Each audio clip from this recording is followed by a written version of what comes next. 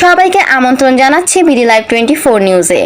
13 September 2024 রোজ শুক্রবার বিকালে যাত্রাবাড়ি চন্দনকোটা খেলার মাঠে ওয়ান স্টার বয়েজ ক্লাবের ফেডারেশন টিমের পক্ষ থেকে ছাত্র আন্দোলনের শহীদদের স্মৃতির স্মরণে ডে নাইট ফুটবল টুর্নামেন্ট আয়োজন করা হয়েছে।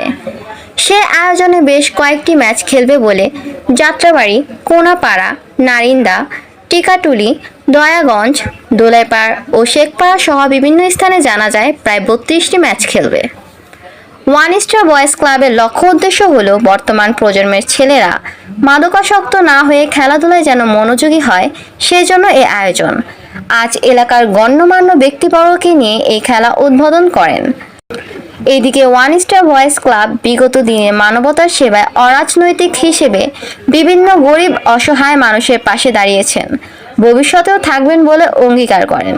এই সংগঠনটি দীর্ঘ 12 বছর সামাজিক কর্মকাণ্ড